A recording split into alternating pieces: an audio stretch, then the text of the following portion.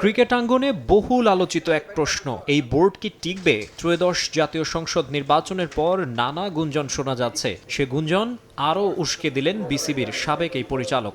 ইলেকশনে যথেষ্ট ম্যানিপুলেশন হয়েছে, যথেষ্ট সরকারি হস্তক্ষেপ ছিল, সবই ছিল।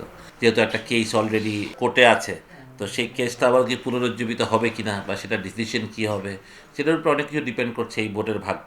এটা তো সময় বলে দিবে আসলে কি হবে না হবে। খালিদ মাহমুদের মতে আমিনুল ইসলাম বুলবুলের বোর্ড সঠিক প্রক্রিয়ার মধ্য দিয়ে গঠিত হয়নি, আবার দায়িত্ব নিয়ে একাধিক গুরুত্বপূর্ণ ইস্যুতে ব্যর্থতার পরিচয় দিয়েছে। বিশ্বকাপটা খেলতে পারিনি, সেটা আমার জন্য একটা সত্যি কথা বলতে গেলে খুবই কষ্টের একটা ব্যাপার। আমরা ঠিকমতো টেবিলে খেলতে পারিনি, আসলে লেগগুলো ঠিকমতো হচ্ছে না, সেটা সবচেয়ে বড় কারণ। আপনি যতই পিসিএল করেন, অদম্য টুর্নামেন্ট করেন, এগুলোতে আপনি একটা লিমিটেড প্লেয়ারকে খেলাতে পারতেছেন, কিন্তু প্রিমিয়ার লিগে 12টা টিমে প্রায় আপনার, যদি আপনি 20টা করে প্লেয়ার ধরেন বা আপনি 15টা করে প্লেয়ার ধরলেও 180টা প্লেয়ার, তারা তো এতগুলো ছেলে তো খেলতে পারছে না। মানে আমি খুব সারপ্রাইজ হয়েছি একটা ব্যাপারেই, যে বোর্ডে এতগুলা ফরমার ন্যাশনাল প্লেয়ার্স, ক্যাপ্টেন্স, যখন টাইমকের ব্যাপারে একটা খারাপ কথা বলা হলো, তখন তারা কেউ রিয়্যাক্ট করলো না। বুলবুল ভাই মানে একটা ভালো দল নিয়ে খেলছে না আসলে। তো ওই দলের মধ্যে যদি টিম স্পিরিট না থাকে বা এক দল যদি একটা লক্ষ্য না থাকে, তাহলে ওই দলে কিন্তু কাজ করাটা খুবই কঠিন। যে যার মতন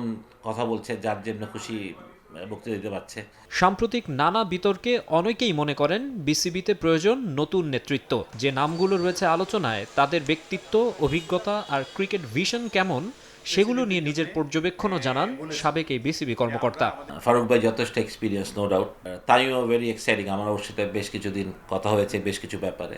বিপিএল নিয়ে ওর থিঙ্কিং আছে, বাংলাদেশের ক্রিকেট স্ট্রাকচার ডেভেলপমেন্টে ওর যথেষ্ট ভালো চিন্তা কিছু আছে। লয় ভাই বিসিএর প্রেসিডেন্ট ছিলেন, উনিও যথেষ্ট বিজ্ঞ ক্রিকেট, বাংলাদেশ ক্রিকেট বোর্ড সম্বন্ধে।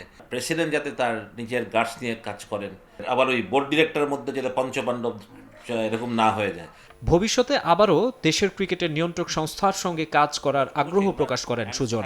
পাওয়ার থাকবে যারা কাজ করবে বেশি, কারণ মাকসুদ আলম খান, সময় সংবাদ, ঢাকা।